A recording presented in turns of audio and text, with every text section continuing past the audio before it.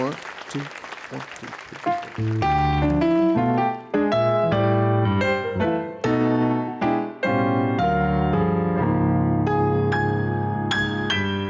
Love, one lovely day. Love came to stay. Green Dolphin Street provided setting for nights beyond forgetting. Through these moments apart, love stayed here in my heart. When I recall the love I found on, I kissed the ground on Green Dolphin Street.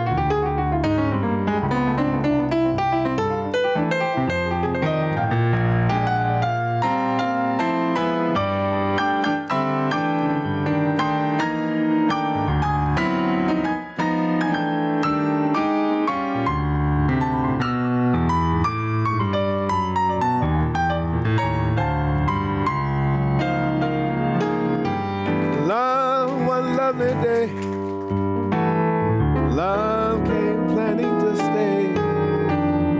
Green Dolphin Street provides a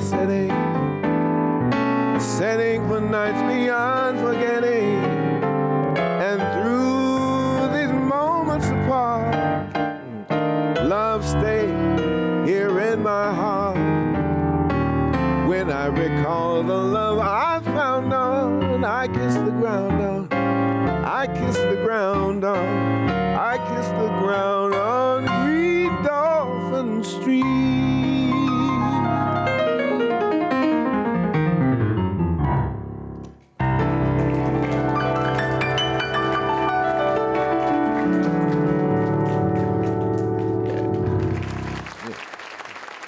Well, good evening. Welcome to Commonwealth Club World Affairs. My name is Gerald Harris, and I'm a member of the club's Board of Governors and chair of the Technology and Society Member-led Forum, and your host for this evening. Again, welcome to the Commonwealth Club. Yeah. Please raise your hand if you're a member of the club.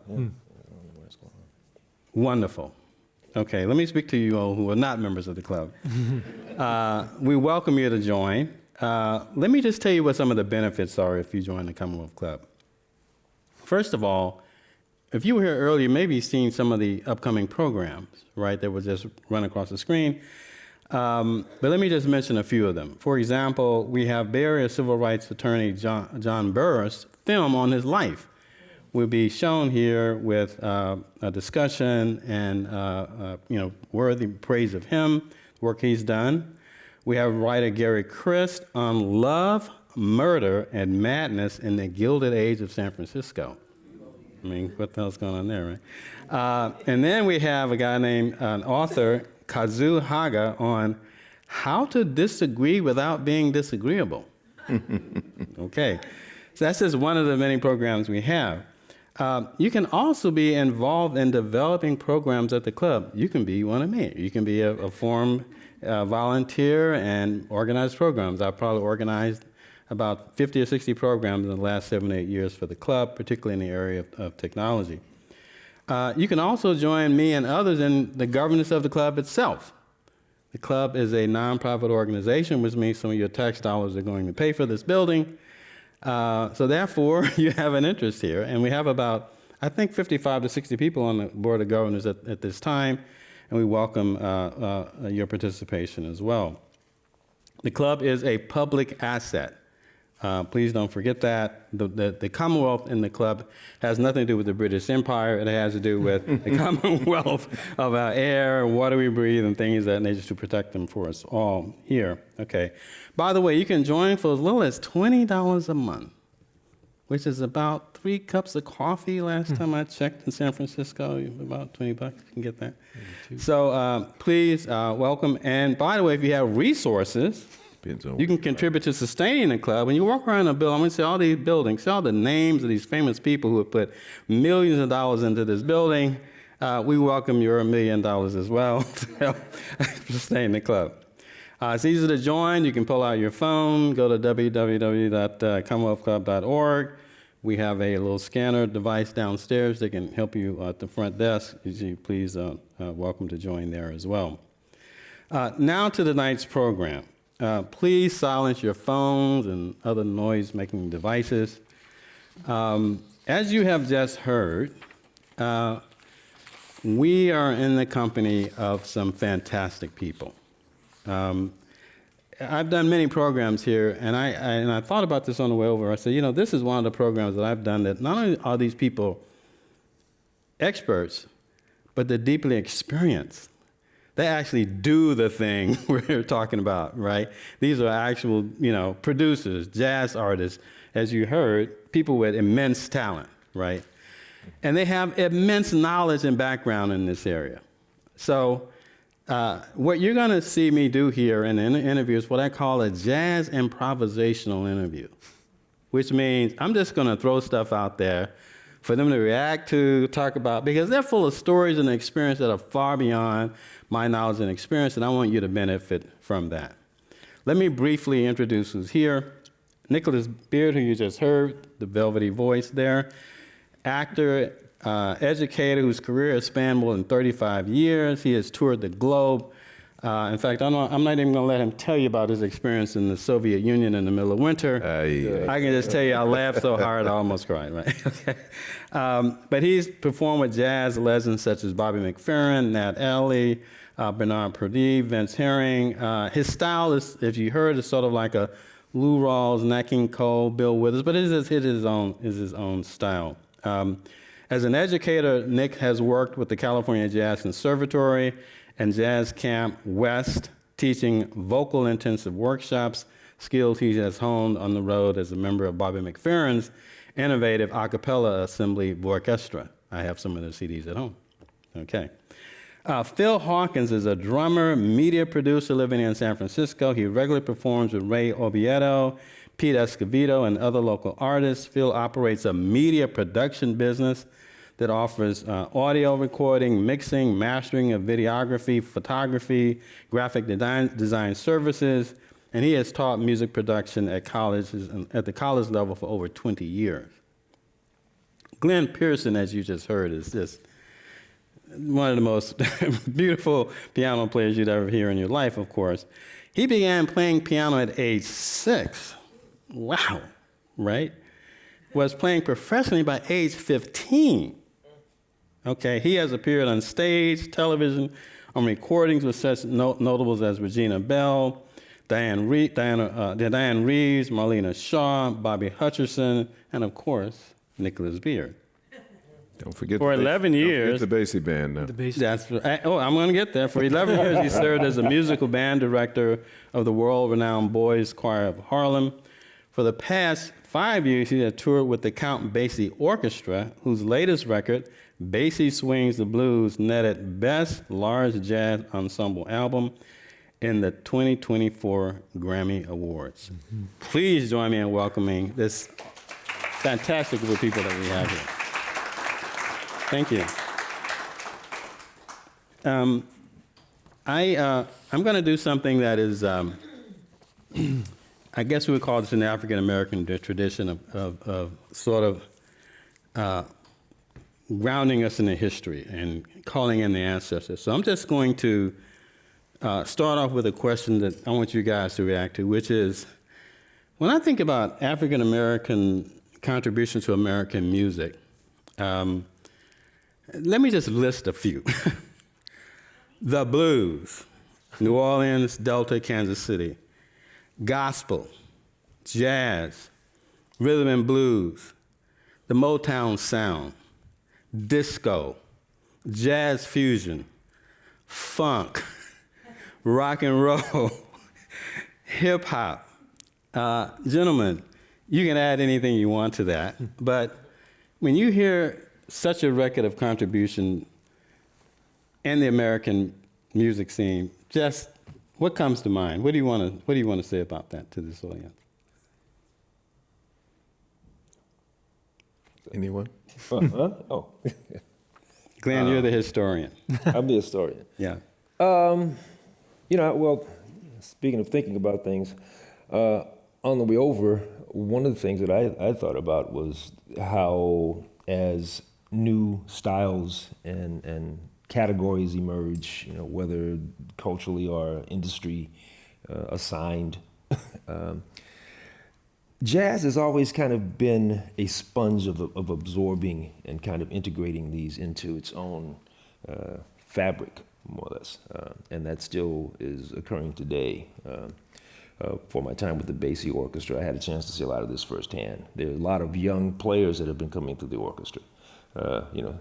Guys in their 20s and whatnot. But at the same time, I would see them on the bus. We'd go out and we'd do gigs and all the tradition and history, and then on the bus, I'd see them with their computers, working on mixes, working on tracks, and so forth. And you have a lot of people in the, of late within the jazz idiom. People with names that come to mind, for example, Robert Glasper, for one, who incorporates, Kamasi Washington. They're incorporating, along with the tradition, they're incorporating, elements of hip hop. They're incorporating, elements of other, African, high life music. All those things are being incorporated. So I think that is, becomes the same thing. If you look back, even back at the 20s, jazz was absorbing popular styles or popular melodies into its fabric. As a matter of fact, Jerome Kern wanted to, he tried to have some sort of a thing happen with the copyright where he didn't want his music to be played any different than how he wrote it, because jazz musicians were starting to, absorb his music into the jazz diaspora. And of course, Jerome was not able to do that as far beyond the initial copyright. But I think that that's the thing that comes to mind when you talk about the idea of just all these various other styles and whatnot. But they all, they'll all find their way in the jazz. I mean, look at Miles. I think he's a clear example. I mean, he would tell people, understand, people would want to hear something, going back to, what's it, the album Blue, what's that? Kind of Blue. Kind of Blue. Right. Where, he would be very quick to say, go buy the record. Right. No, when you mentioned Miles, I thought about, Miles did Kind of Blue, then he did The Great Bitches Brew. Yes. Right? Yes. And then he did Tutu. Yes. And it's like, wow, I mean. Right, and each one was almost a different category from the previous one, because he was always incorporating innovation and new techniques and what was happening on the street. Right. He had his ear to the street, we like to say.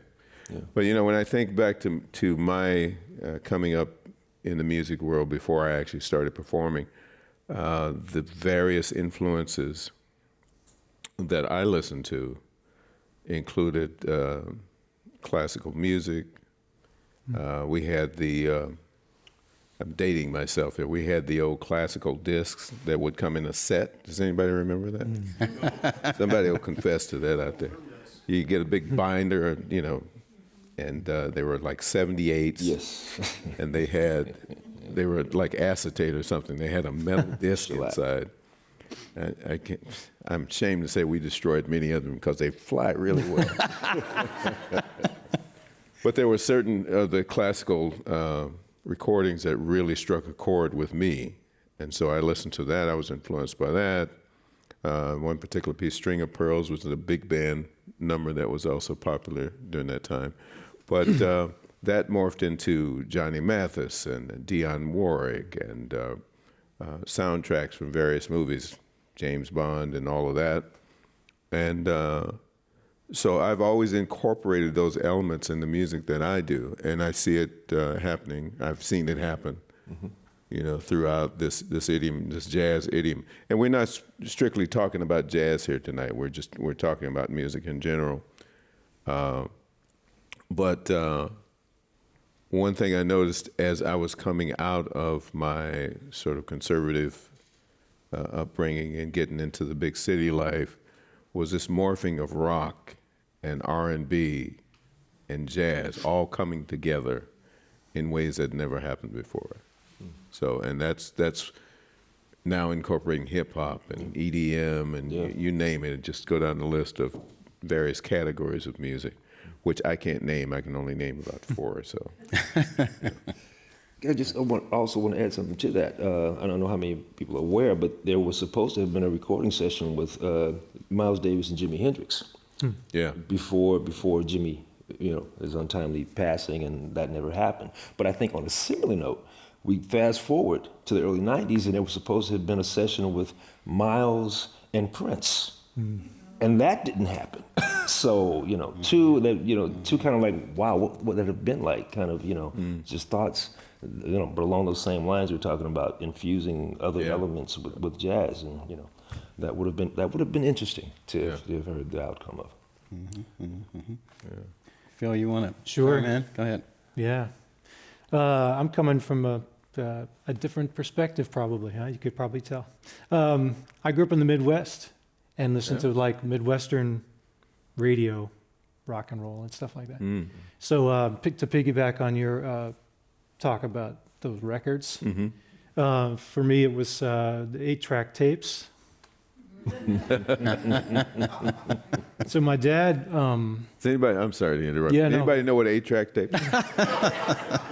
You're afraid to say it, right? This is history, so we're good. Yeah. There's a few people out there lying. Yeah. See you. Come on, We can see you up here. Yeah. come on. Yeah. Sorry. No. He had this down in the basement. He had built this like in-wall entertainment system, and I think he was trying to open a club, but didn't tell anybody. But I just want to say that for me, being from my background and where I'm from, it was Ramsey Lewis, the In Crowd, if you guys know that record. Yes. And so I heard that he played it on the thing, and I heard that, and it was like, what's this? Yeah. It completely blew my mind, because it sounded like music, but it also sounded like church, and and there was a sound to it that I was like immediately drawn to, and I wanted to figure out what that was. So for me, that was like the thing that kind of started me down a path as a musician, but also just talking about the subject tonight, and it led me to a place that maybe people like me from the Midwest don't often go. Changed my life. Really. It's interesting when I think of that tune. One of the things that caught my ear when I heard that tune was the live hand claps and the party sound. Yes. Right. Because this is, to my knowledge, this had never been, at least on a hit record, it never been in front of the public before. That this live sounding, really ear catching, if you will, sound, engaging sound, which just sound like happiness and dancing and people having a great time. You can hear glasses clinking. Yeah. So. I would throw in Green Onions on that one for me. Remember that Green Onions piece? Green Onion? Yeah. Booker T? Booker T. Yeah, Booker T. That messed me up, man. Yeah. In fact, I want to just read off some names here and let you guys just sort of, including the audience, because at some point, at the end, we're going to open it up for you guys to ask questions and interact with the group as well. But I just want to read some names here, and there's sort of an historical path here, but Louis Armstrong, Count Basie, Duke Ellington, Billie Holiday, B.B. King, Little Richard, James Brown, Aretha Franklin, Mahalia Jackson, Tupac, Nat King Cole, Wayne Shorter, Charles Mingus, The Temptations, Sarah Vaughan, Thelonious Monk, Quincy Jones, Yes. Luther Vandross, Michael Jackson, Donna Summer, Sylvester, Earth, Wind, and Fire, Miles Davis. I mean, you can stop me at any point here, but when I read these names, I'm thinking like, well, you know, it was Green Onions, it was other things, but when I hear that, there's so many pieces of music that come to my head that were important to me. So I just want you guys to just react to that and add other people to that list. You would say, oh my God, this person's music was just amazing. Well, yeah. We got Lou Rawls in there too. Lou Rawls is in there. Yeah. Yeah. But I want you guys to jump on this list and add or say anything you want to about anyone on it. Oh, it's a good meeting. Yeah. One name that you know, it resonates with me, particularly when we're talking about Ramsey Lewis. It was kind of like I'd started taking piano lessons at age 6, and then you know, of course, there was the traditional repertoire of Mozart, Beethoven, you know, Bach, and I think In Crowd came out when I was about 11. So I would actually got to the point that I would remember now. Once again, dating myself, and some of you as well. Remember the days of turntables, and we had multiple speeds on them. Well, it had 16, which was like almost half of what 33 1/3 was.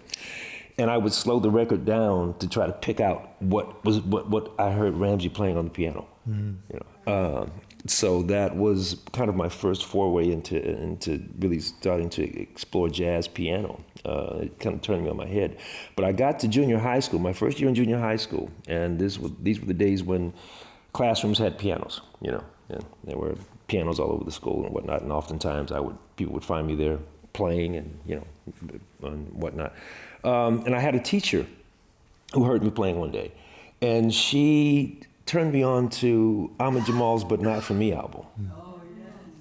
And she said, you know, she kind of smiled and she said, check this out. And my God, I was transfixed with it. I mean, I was afraid that I was going to wear it out, and I went ahead and gave it back. And, you know, saved up my coins and took a trip up to Berkeley to, you know, near the campus to Tower Records and, you know, record stores, right? And obtained a copy, my own copy. But as far as Ahmad Jamal, I was so transfixed with what he was doing. I would spend hours. I mean, just every weekend I would go and try to find a new Ahmad Jamal record, and I would just sit in my room for hours and hours on end, reading liner notes, you know, and then, you know, looking at where performances were clubbed. And then it got me into looking at other, you know, other jazz musicians, even those that Ahmad would mention in his liner notes, and I'd pick up their records and read about clubs and whatnot, and became so entrenched and enamored with the idea of New York and jazz that I ordered, at 13, I ordered a white and a yellow pages for Manhattan. So that Anybody I could remember that? Yeah. they both were this thick, okay? They were thick, you know. But the white pages, I would see what musicians' names and numbers I could find. And then for the yellow pages, I'd look up all the clubs I would read about. Sure. You know, with the idea of somehow going there. I'd even called Greyhound to see how much the ticket would be to go. This was at, this was at 13. So, yeah, just adding a name to that list, and especially on a very close and personal basis. Phil, I want to get back to how Ramsey Lewis affected you and what you did thereafter. And were you already playing drums at that time? Yeah. I started when I was like 9 years old. So what was your inspiration to start playing? Just playing the drums? Yeah. I think it just happened to me. Like I wanted to play. I think they said I was beating on stuff when I was like a baby. Oh, okay. And in the 4th grade, you can take orchestra because they make smaller sized instruments for orchestra, but they don't make band instruments. And I wanted to play so bad that I was so desperate, I played the violin, for goodness sakes. Wow. Yeah, that's cool. And then I dropped it like a hot potato, you know, the next year. Yeah. But yeah, so always a drummer, always knew exactly what I was going to do. But, you know, just again, pursuing this music. And if I can add another name to the list, which Sure. I think many of you won't know, but became a really important figure for my life personally. This is a man by the name of Elie Manette, and he is the inventor of the Caribbean steel pan from Trinidad and Tobago. So in college, I got into playing Caribbean and Latin music, just a student of that music. And of course, there's a lot of connection between all of the Caribbean islands and South America and jazz in the United States. But basically, this kind of coming together of cultures that happened because of slavery and the fact that people were trying to recreate whatever culture they could with whatever they had. Mm-hmm. So Elie Minette was a young person, a teenager in the 1940s, and just figured out how to tune notes on a 55-gallon oil drum. And I got to meet him when I was in college in 1987. And where was this? This was in Wichita, Kansas, Okay. the hub of steel drum activity. Yeah. I mean, when I think of the Caribbean, that's where I think. No, I know, exactly. No, there's a whole story, and I could honestly go on for hours. But basically, he made it to the United States because of the Norell family, Andy and Jeff Norell and their father. Oh, really? Murray Norell. Who And was a these social are worker. local artists, Yeah. by the way. He was a social worker in New York City, and he brought Elie up to live with the family. And anyway, so I met Elie, and this man single-handedly created an art form. Or not single-handedly, but he was one of the main guys, and went through so many incredible stories to create that instrument. So that instrument now is universal. Like, it's all over the world, and everybody's familiar with it. Right. But this is just a teenager from an island, right? That created something that we all enjoy. So for me personally, this is a person in my life that I look up to. He's a father figure to me. Like, he's completely changed my life, So I was so thankful that I got to know him. Is he still with us? He's not with us anymore, unfortunately. Yeah, he left a few years ago.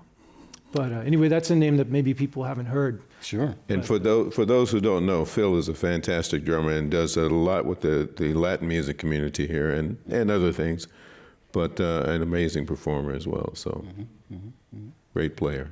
Yeah. So how did your music change after hearing like In Crowd? Did you play that piece? I'm sure you did, right? No, I wouldn't know who to play it with. It was more like it just sparked an interesting. There's something different about the sound of that record from what I was hearing. So it was very different from the typical Motown and other tunes that were out at the time. It was actually, for me, it led into kind of a more modern feeling, okay, if you will. yeah. Well, different for me meant it wasn't like rock and pop and the stuff that they played in the Midwest on the radio. Uh-huh. So it made me search out, a completely different culture. So that's, for me, that's what I'm trying to say. Great. Yeah. Cool. Yeah. And all I knew is that I wanted to be closer to that. Yeah. Yeah. So it led me here, actually. Ah. Yeah. Yeah. Yeah. Led me here. Led me to the Bay Area because after learning about that music and then the Caribbean music and Latin music, and then buying records of people and seeing, like you're talking about, like, well, who's on this thing, right? Yeah. You'd open up the record and, oh, who's this guitar player? Who's Pete Escovedo? I like the sound of this record, So I literally would just buy a plane ticket and I just flew out here and I would just show up at people's doorsteps. Yeah, I did this. Oh, really? Yeah, I did it once. Okay. I showed up at Mike Spiro's house and just like, Oh my God. and I sleep in your basement, Same thing with Paul V. Dub. Really? Yeah. Wow. So, and now here I am and I get to play with Roger Glenn. Yeah. It's pretty amazing. Fantastic. It's a dream come true, my friend. Yeah. Really. Yeah, that's How about you, fantastic. my friend? What about Your it? inspiration. And, My I hate to say inspiration? this, but in San Francisco, I haven't mentioned Johnny Mathis. Please forgive me. But yeah. Oh, inspiration. So many people. I mean, Dionne Warwick, Johnny Mathis, Lou Rawls, all of the Motown catalog, except for a couple things. But I grew up in Nashville, Tennessee, and, we had one radio station, and they played everything throughout the day. So they go from religious music in the morning to, some light R&B during the midday to the heavy adult stuff at night. And like Ike and Tina Turner and James Brown and all that kind of stuff would be played later in the evening for more mature ears. And it was a very conservative area. Nashville at that time was considered a small town in many ways. and there was always the country music scene on the other side of town, that kind of thing. So that was an influence, but it was not directly in our community at that time. That's changed now completely. We're integrated into the whole fabric of these musics, even though country is still considered more conservative based, but it's also spreading into R&B. I was on a trip to Nashville, and I actually heard, what's the song, I Like Big Butts and I Cannot Lie, done as country music. And it was banging. It was banging. Yeah. But I grew up listening to, well, interestingly, because Phil is also very technical. He's built his own studio, and he's a great recorder, illustrator, videographer, all of that.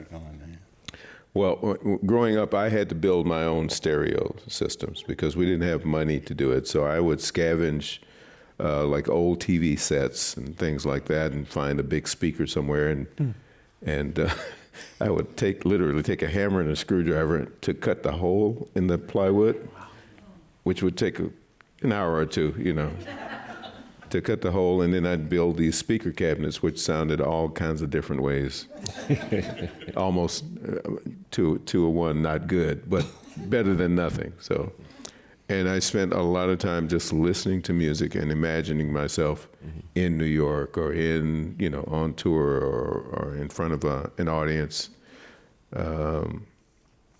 which thankfully came to fruition once I left Nashville. But I spent a lot of time listening to music and then just enjoying the Motown sound.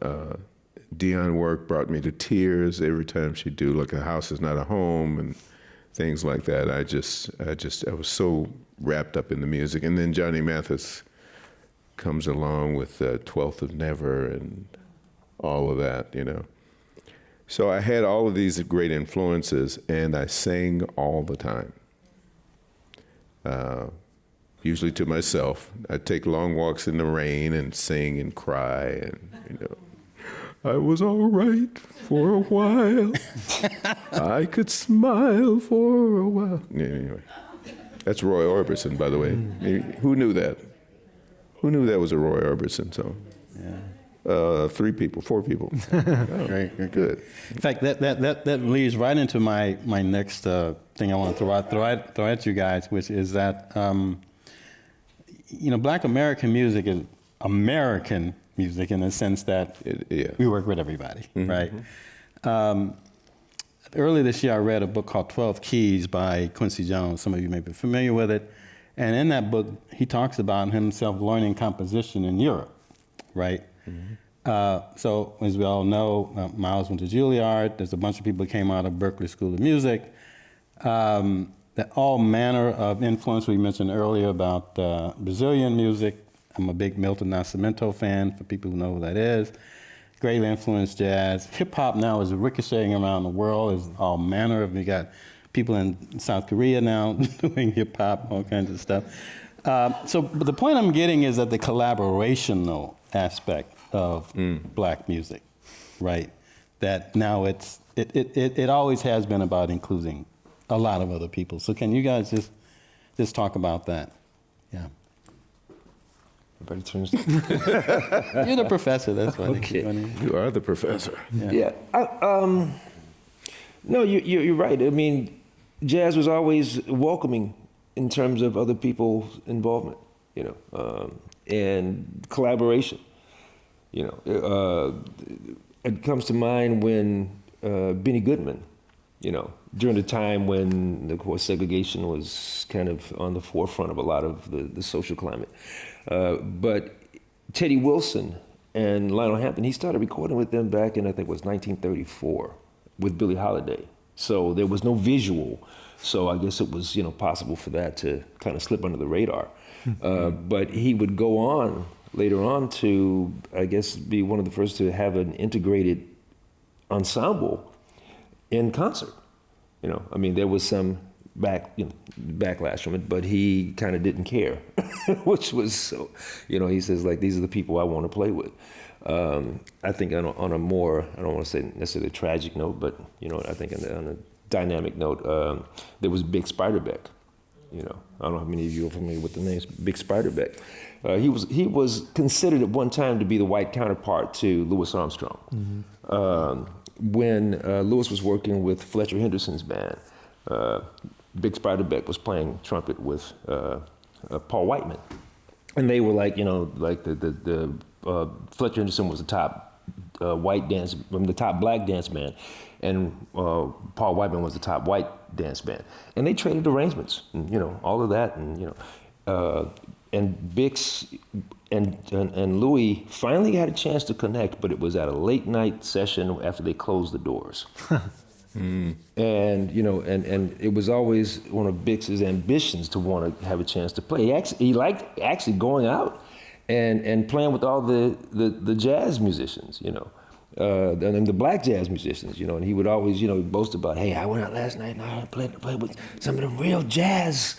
I'll leave the rest of it out, but nonetheless, but he did it with affection. It was really with enthusiasm and affection, and of course he eventually died from consumption and just had some personal demons that got the better of him. But Louis Armstrong said he played with an unorthodox finger and kind of taught himself trumpet. And Louis they loved each other. They really did. Just in terms of just the playing and the style. And after he passed, Louis said, nobody has ever played like Bix, and nobody probably ever will.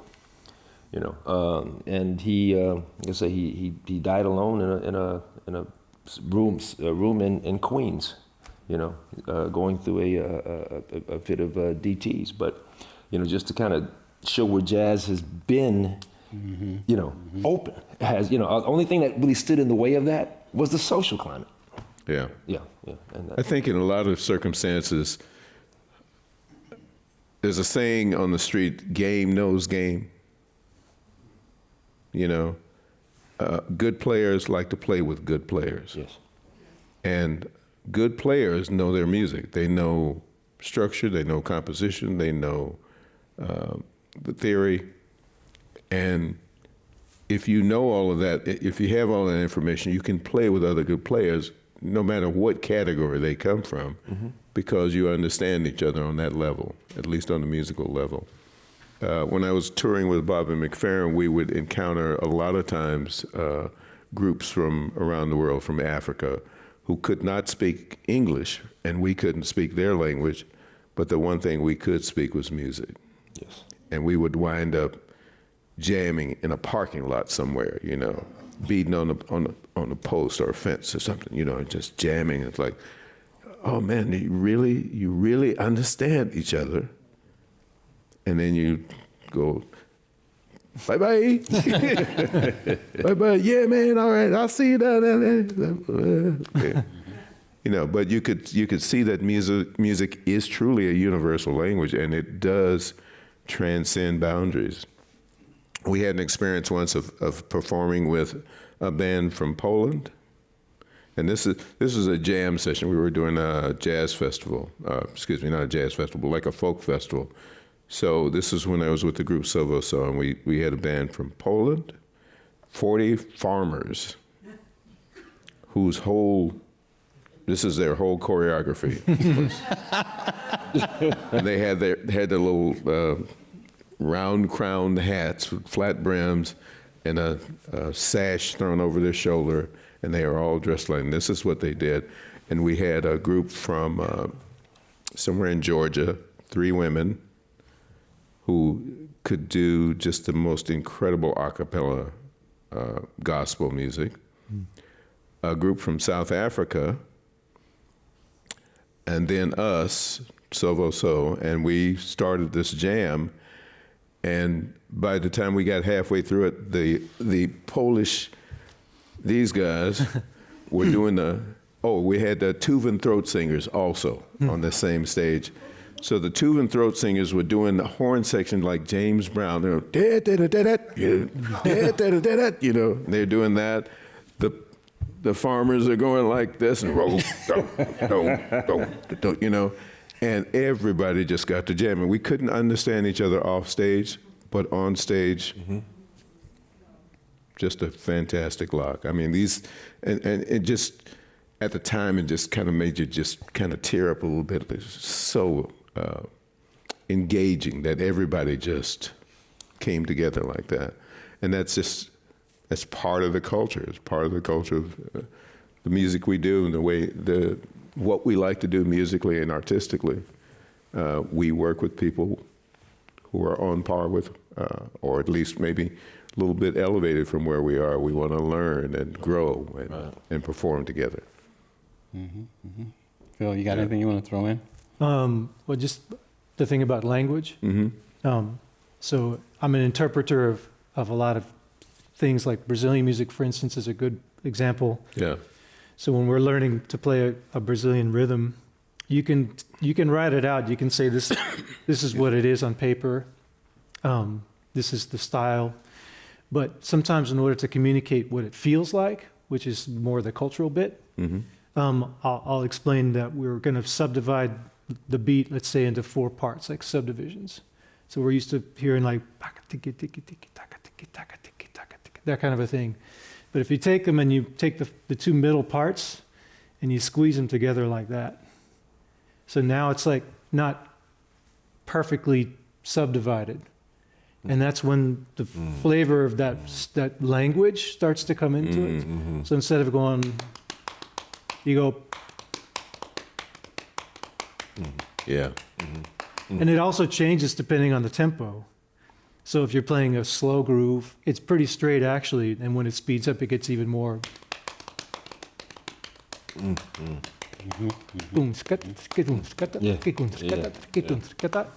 So like you can play the correct rhythm, but to kind of get absorbed. And like I said, I'm just a student and an interpreter, but the thing I'm working towards is to be able to speak with that accent, if you will.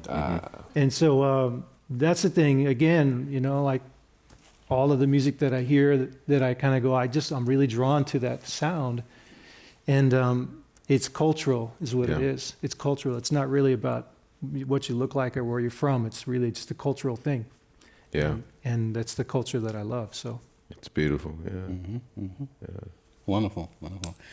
Another question, but I'm such a big Quincy Jones fan that I have to mention Toots Thielemans.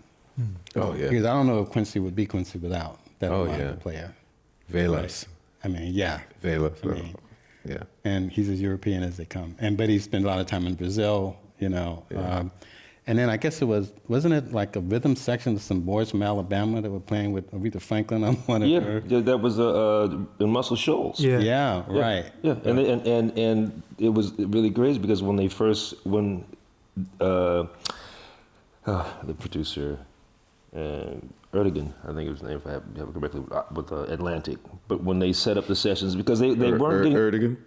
They weren't getting the feel that they were looking for out of New York, and they somehow got this connection with the studio down in Muscle Shoals, and they found that all the players were white.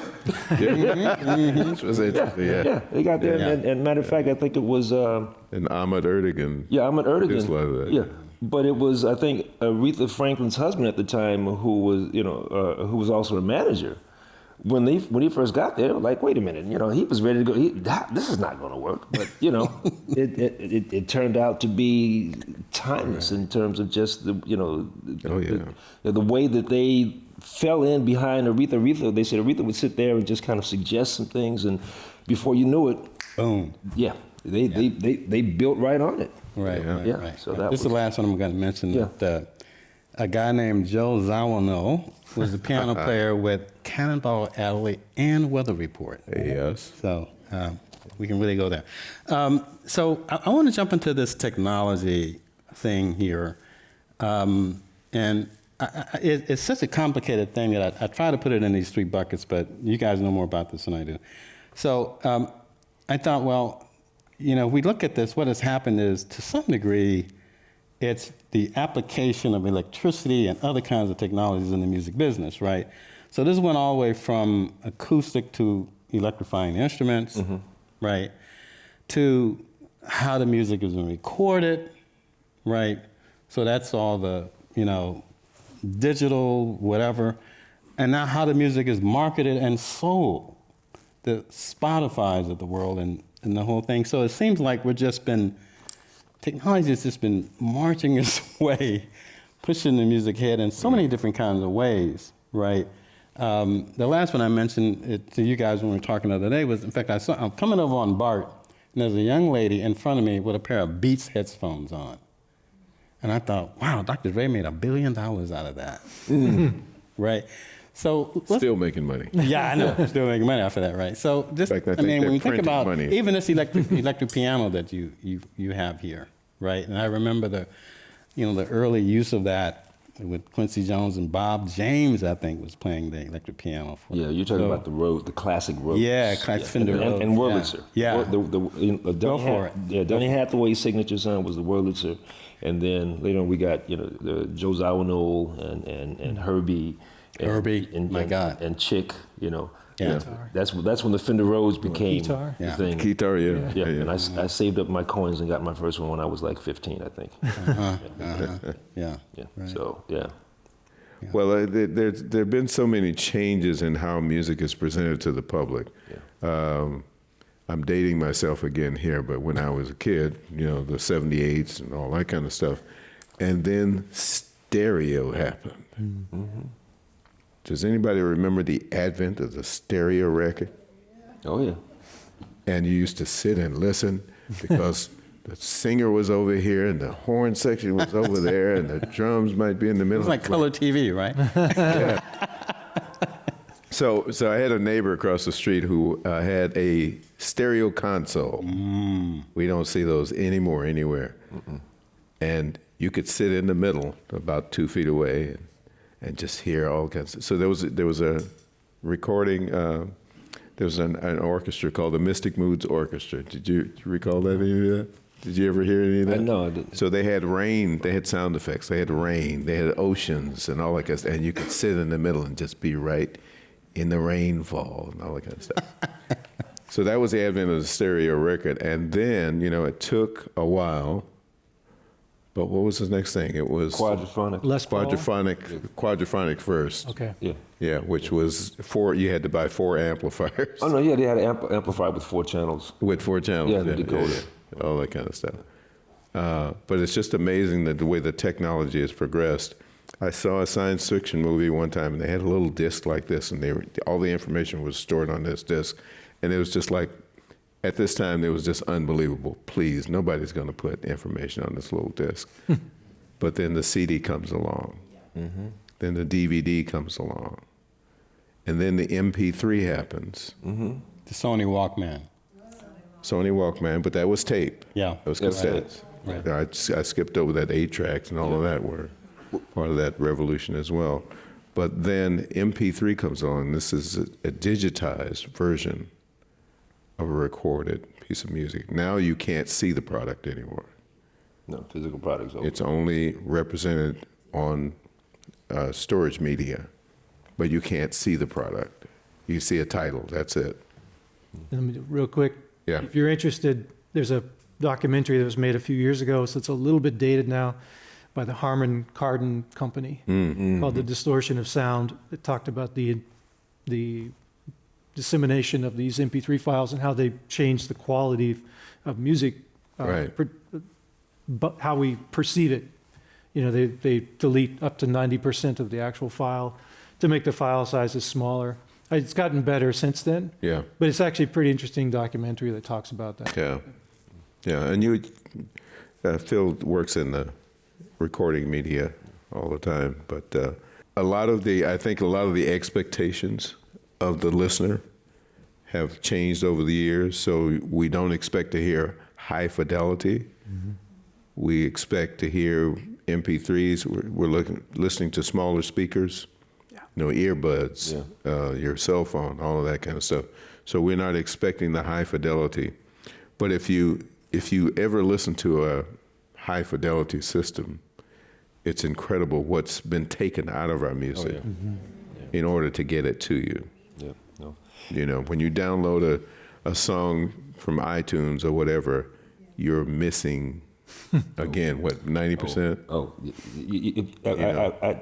I mean to Go ahead. No, I'd had the occasion to have a CD version, you know, where they had turned an record into a CD, and then have the analog album, and playing it on an old, you know, I had a Fisher 500C, which is a tube amp, right? and I played it on turntable, coming through an analog tube amp, and it's a totally different animal. I mean, Yeah. you know, everything because everything with the CD kind of in comparison sounded brittle.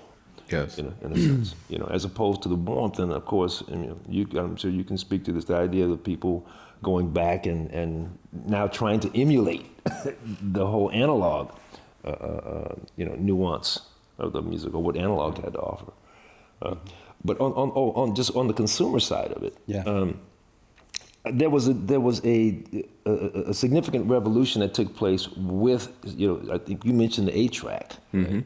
Which was pre-recorded, but when the cassette came along, that enabled people to kind of get away from being held to the radio and whatever the DJ played, because now you could create your own playlist. Right, yes. Right? You know, you could just record whatever you wanted, however you wanted, and then, of course, you mentioned the Walkman, but then along with that came the boombox. You know, How many people got hit by cars using the Walkman? I almost walked off the platform here at Muni.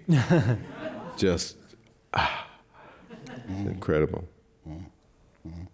Well, we'll talk about Spotify, because as I understand it, I forgot who the artist was, but he had 25 million plays on Spotify, and I think he was paid like $2,500 or something, some unbelievably low number like that. And it hit the paper in terms of what was going on. And what I understood was that it made it more financially sustainable for an artist to perform as opposed to try to sell their, you know, music in a digital form.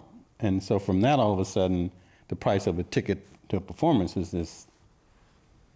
went through the roof. That's my understanding of it, but maybe you guys can say more about this. Yeah. You got anything for that? I mean, I think it's kind of a supply-demand issue a little bit, because we're just completely inundated with releases now. We democratized the recording process. People can do things on a laptop in their bedroom. And, you know, there's just thousands and thousands of tracks being released every single day. And this was something I was thinking about for tonight, like with this talk, and it's just, maybe I'm going to sound like the old guy on the, like, get off my lawn. And I'm not saying that record companies are, moral structures, but there is something to be said for the time when there was a little bit of a filter, you know, so like not everybody could make a record. And then the people that did, they actually had people kind of helping them make it as good as it could be. So I don't know, that's just me talking. You can disagree with me if you like, but I just feel like maybe there's just too much supply, which of course then kind of drives down the demand. So we don't value it the way that we used to. You know, it was an event, like when you got the record and you put it on and you got to let it play. And you didn't skip things. So I think our culture in terms of how we consume and how we listen to music has really changed. And so like live performance is where it's at in terms of like the experience for sure. But I'm not sure people are making great sums of money performing live either.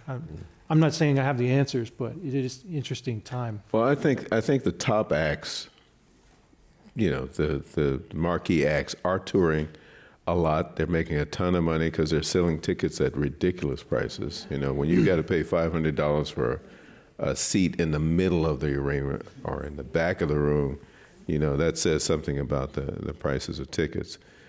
Of course, each one of these is a spectacle. Each one of these shows is a spectacle. And then you break it down to local level, and we're making just survival money on a local level. I mean, just enough to maybe pay some bills and to keep going in the business. And it's not a pity party or anything like this. This is what we signed up for. But, hopefully we have other ways to help us survive and that kind of stuff. But the music, I agree with you. I think there's a lot of music that gets through that should have maybe been held back and refined a little bit, maybe by a label or an A&R guy or whatever. But on the other hand, there are people who get out that wouldn't have gotten exposure before.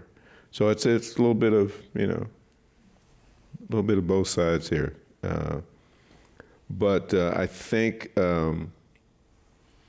by and large, the democratization of the business has been helpful in a lot of ways. But it has driven prices down.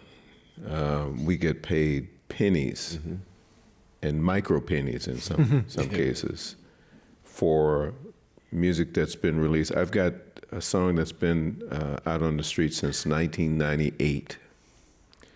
It is fantastic all over Europe. I have no idea how much money I've made off of that. None. And when I say that, I don't mean like it's so much I can't count it. I mean just the opposite. It's so little that I see, but I know that the record's out there. And this is the other thing, is that a digital recording can fly around the planet thousands of times and you never know. Yes. So there's a catch-22 to all of this. It's good that I got it out. It's good people know my name, but I'm not making any money from this recording. And hopefully Bill Withers' family and estate are making some money, but but in terms of the artist who recorded it and put it back out there, I have no idea. So one thing you guys mentioned to me, I know when we were talking about this phenomenon, is that some people who have music out there are so accustomed to singing to a tape or an electronic background that if anything goes wrong with that, they actually don't know how to. Oh, well, that's a different phenomenon, though. Okay, explain that. That's a different thing. That's performing to tracks. Anybody familiar with that? Uh-oh. So tracks are the recording you did without you singing on it. So that you can take the tracks, you can stick it in the audio visuals player back there, and then you can get up on stage and sing to it as if you have a full band and production, string section and horn section and all of that behind you. Now, it's good in terms of just having something to perform with. You don't have to hire a band, et cetera, all of that, cartage and all of that. But if anything happens to the tracks, it's like back in the old days when it was a Jan and Dean that were playing the record backstage, and it started to skip. Was that Milli Vanilli, or was that before? Was that before Milli Vanilli? That was before Milli Vanilli. Yeah. Milli Vanilli had a similar kind of situation. Yeah. So the tracks are the background, recorded background. So that's what you're asking about. But that's not something that many of us do anymore. That was a phase where people said, "Oh, I could just record this and then I just go out and tour with that." And I've tried that. It's one of the most boring things in the world to do, because the real joy of this music for me is performing with other people. The give and take that happens on stage between the musicians, and and the ability to change it. If it goes wrong, you can let's go back this way. Yeah. I'm sorry, you were going to say? No, I was going to say, I was just trying to hold the thought. But it was almost as looking back on the days that we would go out and, as we talked about, going to the record stores and getting the event of getting that physical record in your hand and then going and pulling that cellophane off and putting it on and, waiting for it to, just emanate into the room. But there was also the time when artists, when a new album was coming, for certain artists, a new album on the horizon was an event. I mean, we sat back in anticipation of it and, waiting for it to come out, And then, but even then, the record would only be a representation because we would look forward to them coming and performing live, because we wanted to see how far they went beyond the recording. Yes. When we go go to the Berkeley Community Theater was one of my haunts back in the day when. Oh yes. Yeah. Oh yes. So when if Return to Forever had an album out, I gotta hear. That was one of the things. They're coming to town. Man, we gotta go check them out. We gotta hear them live. Greek theater. Yeah, Greek theater. Parliament Funkadelic, they said, oh yeah, well listen to all the, the insanity of George Clinton on record, but what's he going to do live? Because there was that other aspect of it, Yes. that would just take it beyond what the recording was. I think it was only after, the 70s when we got into that cross-marketing thing where it was like they were trying to promote the record, the albums for verbatim, along with all of the technical visuals, it became more of a spectacle, Right. as opposed to really being focused on the music, so, per se. Yeah. But yeah, it wasn't always like that. I mean, we'd always look forward to we didn't go to the concert to hear a rehash of the record. Right. Yes. We wanted to see what can you bring? Yeah. Yeah, you got to bring it. What you got to do? So. Yeah. Let me alert the audience in the next Yes. about 10 minutes, we're going to open up for questions for you and engage the group as well. Let me throw a question out here. So what was the impact of... I'm sorry, you got something else? Phil, you were about to say I'm sorry. something about the track thing. I'd say it's happening more than you realize. Is it? Yeah. Well, I know Because that. people are dancing and stuff, right? So they have Right. to have the vocals in there. Yeah. So I think it's happening a lot in kind of more pop-centered stuff, probably. Right. But probably more than you realize, actually. I know that there's a lot of integration between live play Yeah. Yeah. and tracks. If you go to a big concert and you hear a string section and there's no violinist on stage, Yeah. it's probably recorded, but it's coordinated with the live players. And you'll notice that a lot of cases, like the drummer, They'll have headphones or have in-ear headphones or earbuds or something like And that. it's synced also to the video displays and all that stuff. It's like a well-timed oiled Right, machine. So yeah. it's a show. Yeah. But that's really different than when you go to see like a quintet or quartet play in the club and just Yeah. like you kick off a tune, but you don't know where it's going to go. Yeah. Yeah. Because we're all listening, right? That's the whole point. Yeah. Yeah. Well, we just one last note on that. I remember back in the days, and some of you will also remember, like for example, Yoshi's here. When the band used to come in and they'd be for like 4 or 5 days. So Yes. oftentimes a group of us would go and catch them on the opening night and would wait to go back on the last night to Yeah. see how things evolved over the course of that. See who's left. Yes. So there was a famous, on that order, there was a famous tour of Luther Vandross and DeBarge, the whole group, which took place at Circle Star Theater. Oh yeah, back in the day. So all of the children, if you will, the children are all the singers and, from gospel, R&B singers, everybody, all the children went to see the show because they wanted to see, first of all, what Luther was wearing, but also how DeBarge was going to hold up with Luther, because Luther was famous for being consistent and steadfast and his really strong in his performance because he knew what he wanted. So it wasn't a lot of improvisation around what Luther did, but DeBarge was all these voices, and the children wanted to see how they were going to hold up. Well, by the end of that run, which was 4 or 5 days at Circle Star, there was only 2 or 3 of the DeBarge left. Voices had worn out. Anyway, Yeah. yes. So, quick Sorry to question. interrupt. COVID. How did COVID change everything? What was that? When did that happen? What?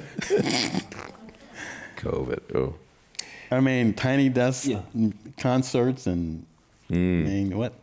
Now people doing things on their cell phone and everything's on Zoom and I mean, I'll say just real quickly, for me, COVID felt like singing to tracks again, because we'd be in a nightclub or in the beginning I was at home, and you do this piece and you got a piano player, and we were playing with live musicians wherever we were, most of us, and then you finish the piece and Nothing. silence, hoping that someone was out there watching you, never knowing for sure if anybody was, but it was heartbreaking, Well, it was an interesting time for me. It was really, I learned a lot. So I started producing events for people who wanted to keep the music alive. And one thing I did in particular was I was working with a children's choir organization, and they couldn't be next to each other. There was, the rules changed as the thing unfolded, but at one point people couldn't be near each other at all. So I put all my recording gear in the back of my SUV, and we met in a parking lot of a church, and I had the conductor standing outside in the middle, and I ran an audio snake with 24 mic cables and microphones and headphone ends. And she had one too. And so she's conducting and talking to them, and I'm in my car, multi-track recording these kids. And so the parents would drive up with 24 cars in a giant circle, and we'd have like a piano track, and they would sing to it, and she would conduct them. And then they would pull out, and the next group would come in, and I did like 90 voice choir recordings like that. And if you heard it, you wouldn't believe it that it was done in people's cars. Wow. But the reason I'm bringing it up is because I feel I'm proud that we didn't let it beat us. Yeah. You know what I mean? Like we can't do that. Okay, let's do this. Can't do that. Okay, let's do this. Yeah. Let's find a way to keep it going. So I just learned a lot. It was like a really great time for me to learn, like stretch myself in terms of how can I creatively solve this problem. And I'm proud of that. I don't ever want to do it again like that for that reason, especially. Yeah. But I'm very proud of what happened. And so that was Yeah, I'd love my to hear it. experience with it. I'd love to hear that. Yeah, I'll play it for you next time you come over. No, I think it stretched a lot of us. I mean, technologies that we otherwise probably wouldn't have taken the time to even have investigated or even had the ambition to want to acquire skills in. We were sort of forced. I know one situation for myself was with the church I play for. Okay, and then the services went from we want to keep the services going, so now the services are online. Well, how do I keep the vocal ensemble going? So I had to figure a way to integrate them into the online service. So I started recording people, individually. I'd create the track, have them record their parts individually, go back, mix, integrate them, put the visuals together, do a final production, and then kind of be on the video jockey on Sunday mornings, in conjunction with the pastor and everything else, and being able to get the choir parts in there. That was something I probably wouldn't have done otherwise. On the academic front, it forced a lot of myself and a lot of my colleagues to also embrace aspects of technology as far as online teaching was concerned. Being able to I have to put musical examples into lectures and all of that, and which expanded me. And I one of the things I have to say about COVID, it was sort of an unfortunate, but at the same time, it did open the door for me to be able to travel and tour, and still be able to maintain my responsibilities to my academic, commitments to my teaching position. So I was able to still go to Japan and still, get up, have to coordinate with the time frame, but get up and still teach class while touring. So I think that was I don't want to say a plus, but it did allow for that opportunity for me to utilize. That's just amazing. Just amazing. Last question, I'm going to turn it over to you guys. And I mentioned this to you guys in the green room back there, is that last week I was at SF Jazz and I heard Jazzmeia Horn. And so we got into this conversation about current artists who are really sort of connecting with some of the historical great figures, but bringing it into, the modern world in their own way and these kinds of things. So what's going on in that front in terms of, where the music is going and how is it connecting and what people are doing? I mean, there's so many interesting things going on now and pointing toward the future. What do you guys see there? I'd say Jazzmeia is definitely keeping the tradition alive. I mean, she's bringing newer elements into it, but then she's still channeling You know, she's channeling the history. She's, you know, channeling the tradition. You could definitely hear the Betty Carter influence in there. I mean, she, you know. Oh, yeah. Yeah, in terms of what she's doing. But she's among, you know, a number of others, other names we can, you know. Samara Joy. Samara Joy. is Right. also keeping that tradition alive. Right. And that's, you know, so we talk about the future of jazz and younger people, you know, some of the younger generation that are still really, you know, aspiring to have command over that, but also to bring in contemporary influences as well. So, Right. Well, I think one of the things that's happening now too is that by and large the musicians are all very well educated in the music, from the technical side, the theory side, and all of that. When I grew up, a lot of people were by ear, couldn't read music, et cetera, et cetera. Now what's happening, there's a lot of jazz camps, there's a lot of training for musicians, formal training, and I think that the traditions are holding, and jazz traditions are holding because the education's there and the history of the music is being presented to young artists. And so they come up well-educated and very capable musicians. So there are a lot of great musicians on the scene. So it's very competitive, you know, I think. it's almost like there's only so many slots. There's only so many slots, but, You know, yeah. but the cream rises to Yeah, the top, cream as they say, right? Yeah. Great. Anyone else? Well, I mean, just like in the phone call, I was just saying how, obviously Anderson .Paak, I'm a drummer, son. Yeah. But the stuff that they're doing, like with Silk Sonic, and the point was just that they were recreating something that's sort of another time, actually.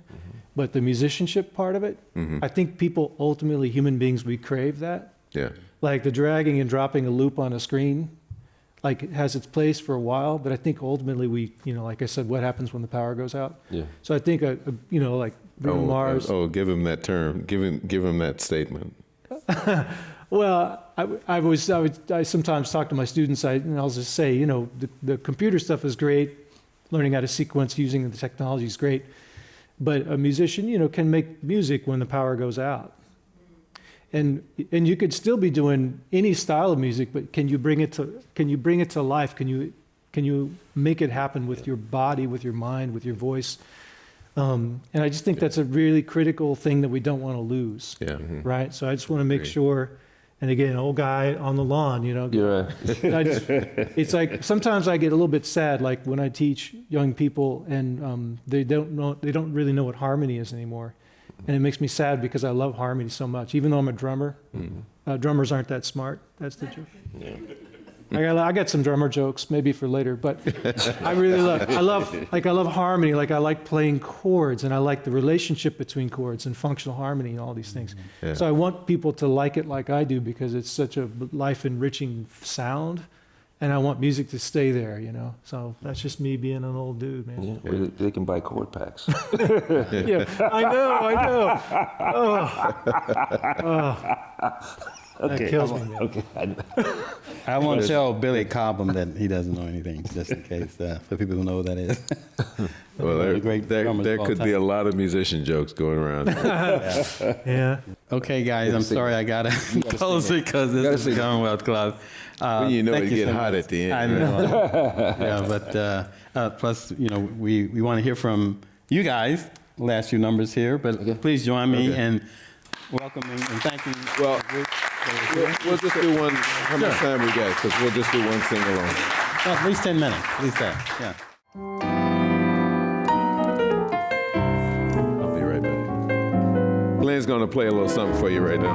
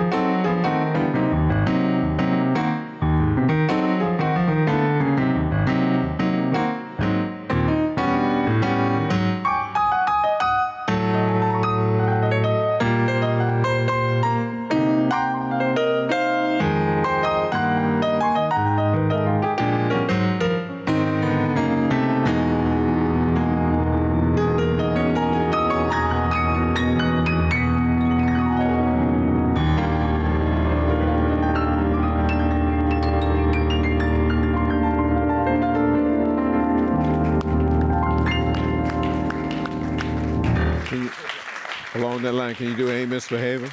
And see? Hit it. Glenn Pearson. I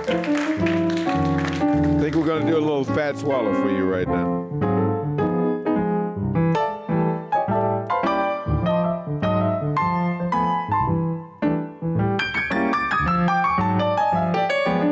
No one to talk with, all by myself. No one to walk with, but I'm happy on the shelf. Ain't misbehaving, saving my love for you, and you. I know for certain, the one I love, I'm through with flirting. It's you that I'm thinking of. Ain't misbehaving, saving my love for you. Like Jack Horner in a corner, don't go nowhere. What do I care? Your kisses are worth waiting for.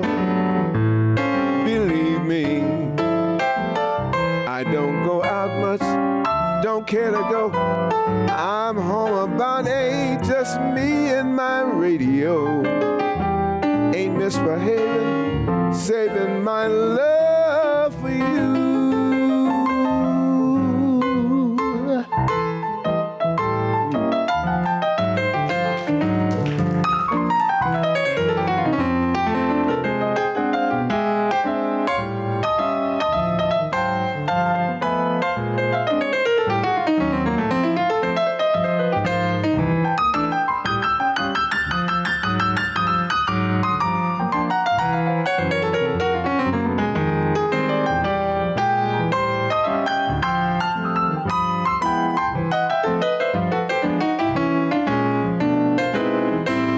Like Jack Horner in the corner, don't go nowhere. What do I care?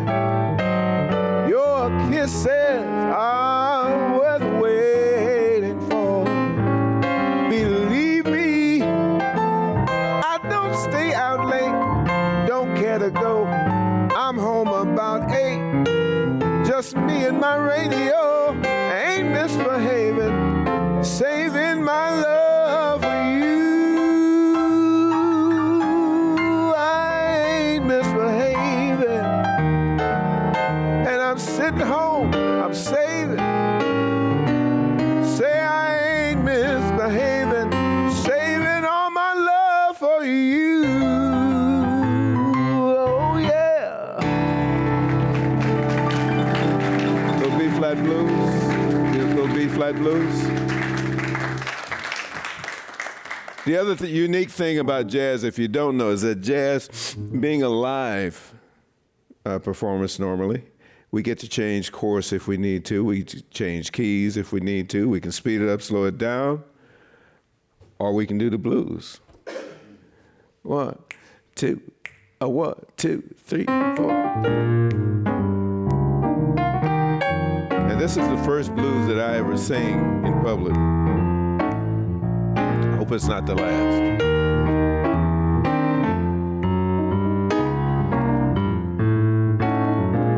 Baby, we gotta have a little talk. I'm gonna pack up my things and walk. I know a dollar goes from hand to hand.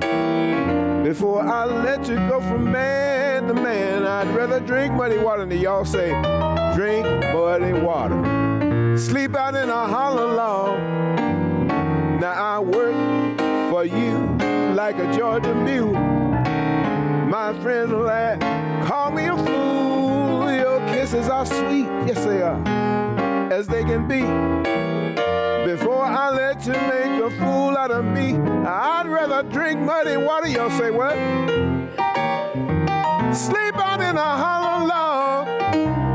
Well, I love you, baby, but you won't be fair. You don't know how to be on the square. Have your fun, baby, if you must.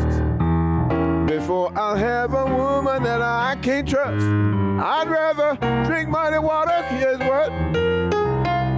Lay down, sleep in a hollow log. gonna play the blues for you right now.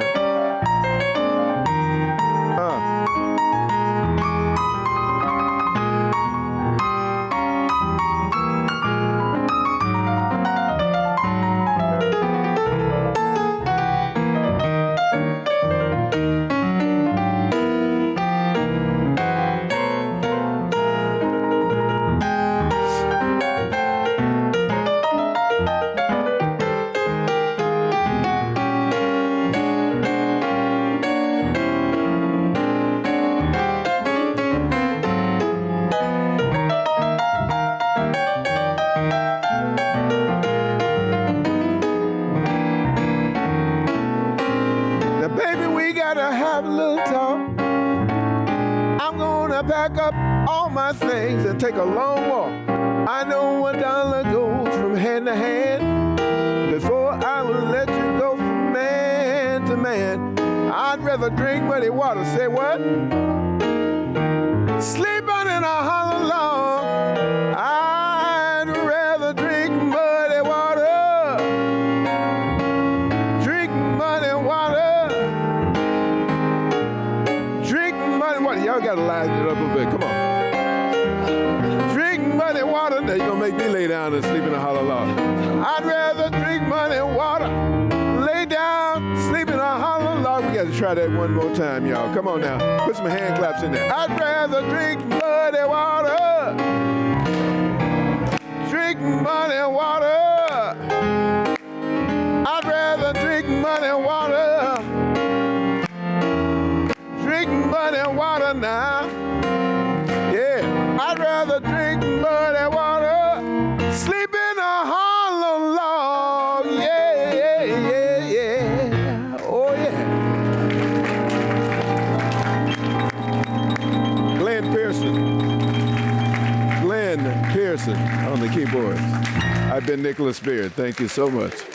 Yeah. Thank you all for coming tonight. Thank you so much. Enjoyed yourself.